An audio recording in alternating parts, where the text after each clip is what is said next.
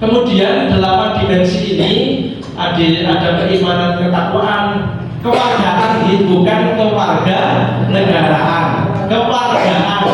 Ini sebagai satu bentuk kenapa kemudian ini muncul, karena sekarang banyak fenomena di generasi muda ataupun usia-usia yang remaja dan sebagainya, mereka akan cukup sulit dibawa ke ranah ini. Ibu-ibu sahabat ninis, sahabat ninis itu hubungan alias rempon di depan rumah misalnya ninis kan, moga bu sama ninis kan, ninis itu yang caranya ngobrol tapi ninis itu bahasa kromo itu ninis, moga bu sama ninis, masa moga bu sama rempon kan pas banget. Nah, ada orang-orang yang sedang berkumpul, anak-anak lewat tanpa permisi atau sedang naik motor, melakson dan lain sebagainya. Ini bagian dari apa? Unsur kewargaan yang kemudian sudah menipis, gitu ya, sudah menipis. Nih, kepedulian dan tanggung jawab sosial, gitu ya, dan lain sebagainya. Kenapa kemudian Bapak Ibu semuanya? Dimensi profil pusat ini perlu kita kuatkan. Ini sebagai bagian kita satuan pendidikan atau dunia pendidikan menjawab tantangan dan masalah sosial yang sedang terjadi saat ini. Gitu pembuatan. Anak-anak kita sekarang banyak disebut dengan generasi stroberi. Generasi stroberi itu adalah generasi yang sekali dipencet lenyap, lotot, gampang pecah dan lain sebagainya. Untuk generasi kati bubuk, untuk generasi sing kuat gitu ya. Kalau kita dulu kan kita tadi ya saya masih kita kati bubuk gitu ya. Jadi kalau tipenya masih kuat gitu ya. Nah, kita anak sekarang mudah menyerah, putus asa dan lain sebagainya. Sebenarnya di dunia pendidikan ini kita membantu permasalahan sosial di masyarakat. Dengan apa?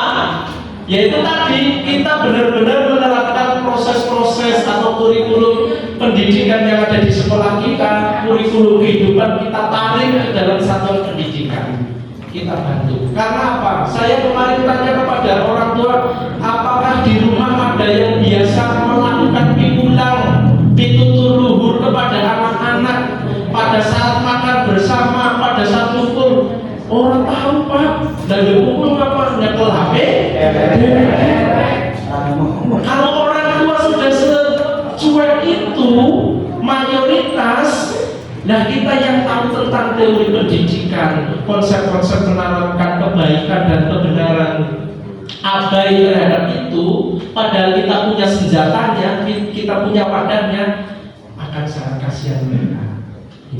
Makanya sebenarnya kalau kita maknai kurikulum ini secara mendasar, bahasa orang Jawa itu kalau kita mau melembut mengkonsumsi ini dengan sesama, insya Allah itu akan sangat bermanfaat untuk mereka.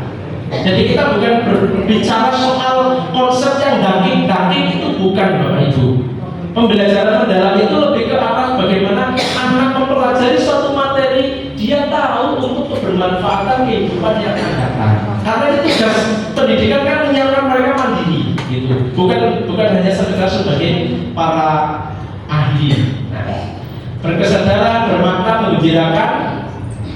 Kita lanjut pengalaman belajar. Ya, tadi kemudian harapannya mereka juga bisa meregulasi diri. Meregulasi diri itu mengatur. Karena sekarang anak-anak kita itu pada banyak kehilangan self control, gampang emosi, sumbu pendek, gitu kan, mudah tersulut dan lain sebagainya. Kenapa? Ya berawal itu tadi, proses pendidikan di keluarga tidak berjalan, kemudian tidak diimbangi dengan penguatan pembelajaran di dalam sekolah, ya akhirnya kemudian menjadi masalah di masyarakat. Gitu. Kemudian pengalaman belajar, memahami, mengaplikasikan refleksi. Ini teori-teori semua Bapak Ibu. Ada 66 slide. Nah, Kalau mau dibaca ini sangat luar biasa, tapi mohon maaf, mungkin 4 hari ibu sudah drakor agak sedikit. Itu mungkin ya, kalau bapak-bapak sih nggak beda. Jadi ini nanti mohon kita bareng-bareng bersama-sama. Tentunya ini ajakan ya dari beliau Pak Syukur bahwa kita memahami regulasi ini. Yang pertama adalah berawal dari kita konsepnya supaya tidak menjadi beban banget, kita berawal dari konsep yang sederhana. Yang kedua, membaca ini semua Bapak Ibu, 3 buku ini insya Allah nanti akan mudah untuk menerapkan regulasi-regulasi kebijakan baru dari pusat yang saat ini sudah terbit gitu. Oke. Pembelajaran mendalam seperti itu. Kalau yang kemarin sudah mengikuti pelatihan pasti akan mendapatkan materi yang lebih lengkap.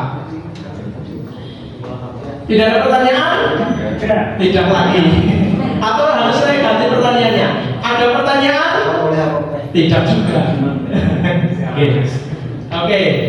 Baik, untuk kurikuler dari sisi struktur pelaksanaannya sudah tidak ada permasalahan ya Bapak Ibu. Kelas 1, 2, 6 jam, kelas 3 sampai kelas 6 7 jam. Kegiatan fleksibel. Terus kemudian setelah teknis lagi, apakah di dalam kurikuler masih mirip seperti kemarin di P5? Tidak, karena sekarang berbasis penguatan intrakurikuler. Maka itu basisnya kelas. Tidak tema satu tema bosan sekolahan, karena bisa jadi akan berbeda-beda guru kelas menangkapnya. Begitu, termasuk aktivitasnya. Aktivitas kelas menggawe dawet, kelas 1 melu gawe dawet misalnya.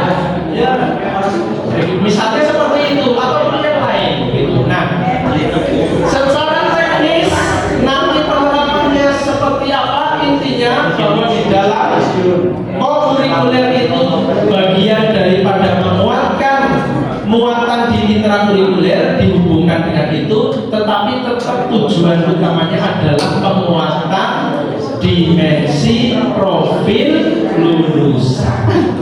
Begitu. Ada gambaran kira-kira Bapak Ibu? Enten Bu Dewi ada gambaran? Alhamdulillah Pak Haji.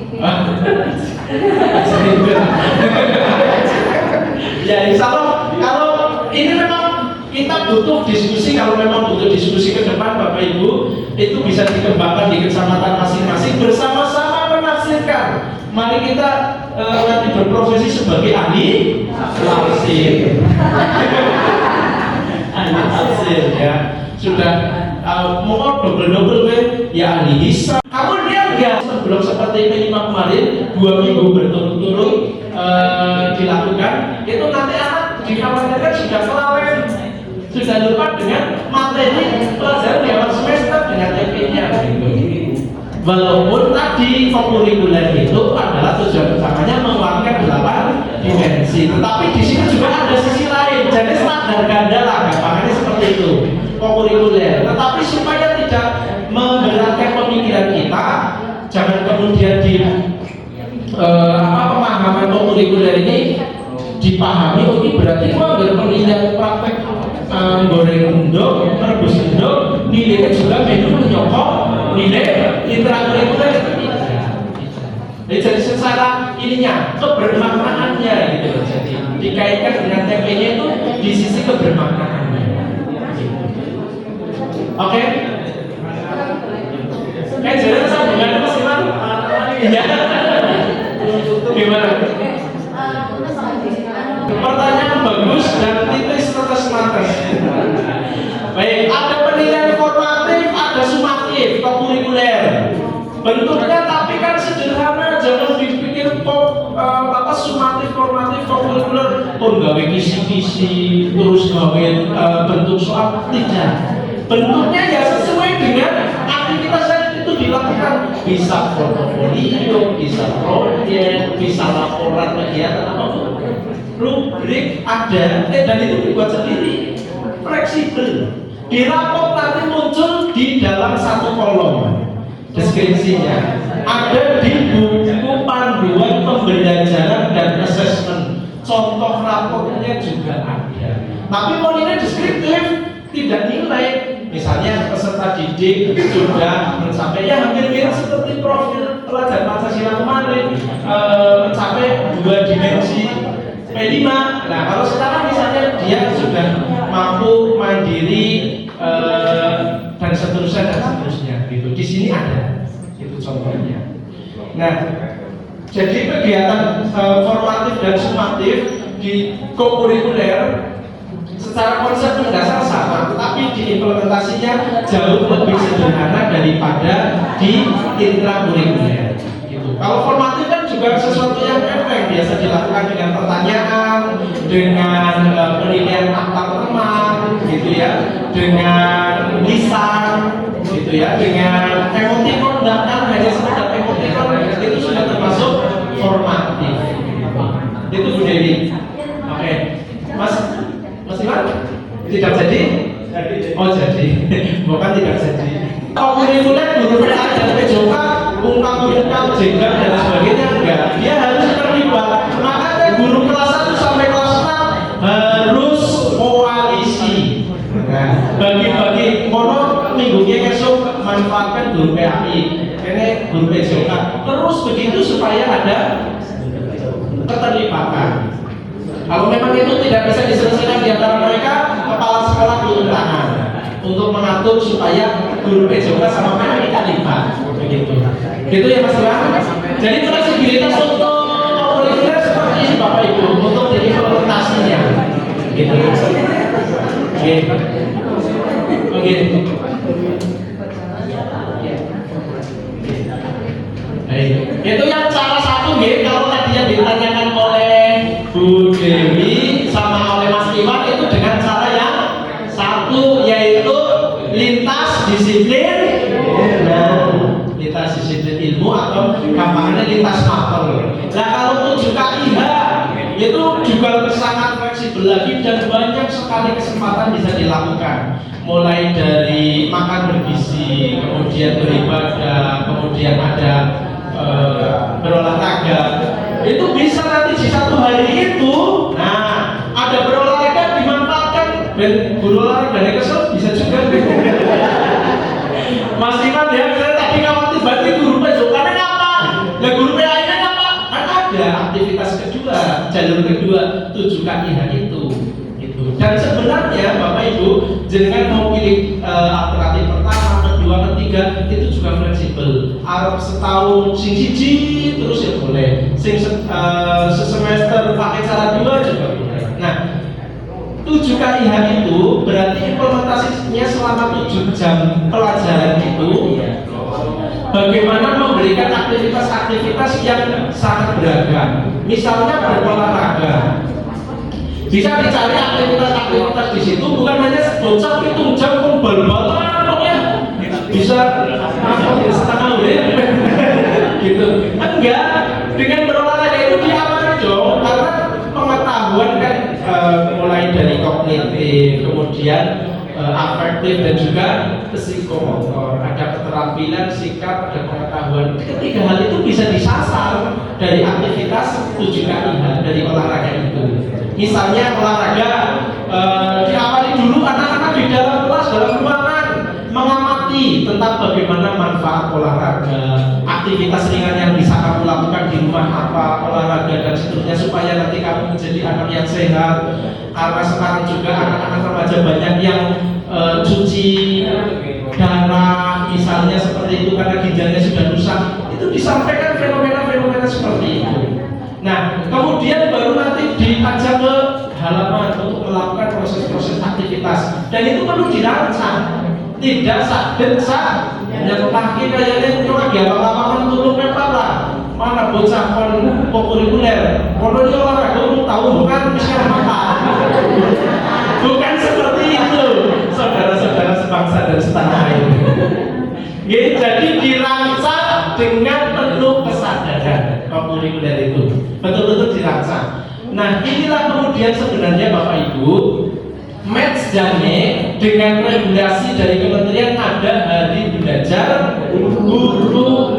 Jadi kalau bisa hari belajar guru internal, bisa Bapak Ibu kepala sekolah mungkin perlu dimotivasi lebih kuat lagi untuk melaksanakan hari belajar guru di internal sekolah. Hari belajar guru bukan kemudian harus menjadi narasumber internasional, itu tidak. Kepala sekolah mengatakan, yuk kita bikin yuk jadwal tentang kurikuler. Maka yuk kita gawe apa esok kelas nomor, kelas tenukang, dan lain sebagainya. Diajar seperti itu sudah termasuk hari belajar guru. Begitu. Nah, maka sebenarnya tidak ada alasan kalau kemudian ini tidak bisa dilakukan sebenarnya. Walaupun kita tetap perlu berproses menuju ke ideal, itu belum bisa 100%. Tapi minimal ada upaya untuk melakukan ke arah sana, gitu. Dirancang di tiap pekan ya, berarti otomatis harus merancang dong esok dina setu. Berarti apa yang kemudian selama sepekan kemarin, oh ini TP ini dicomot, TP ini dicomot, atau mau di KIH misalnya disetujui, atau kelas 1 KIH, kelas 5 pakai yang cara 1 misalnya, atau kelas 6 pakai cara yang ketiga mendatangi tokoh, tidak masalah. Misalnya di situ ada budayawan, ada ahli mocopat misalnya, anak dibawa misalnya, kita belajar tentang budaya Jawa. Misalnya ada di situ ada tokoh Jawa yang memang sangat berpengaruh, bahkan sampai pada mohon maaf mungkin materi-materi tentang Adi Busono gitu ya, Pak Adi itu misalnya Pak Adi sebagai tokoh masyarakatnya ini, mohon maaf anak-anak mau belajar tentang Adi Busono, bagaimana anak bersikap sebagai orang yang terlahir di Jawa, bagaimana cara jalannya, bagaimana cara bertemu dengan orang tua dan seterusnya, sesederhana itu Bapak Ibu. Jadi untuk kokurikuler tidak angel, pembelajaran mendalam berkait sekali. Nah, kokurikuler ini kan sebagai implementasi dari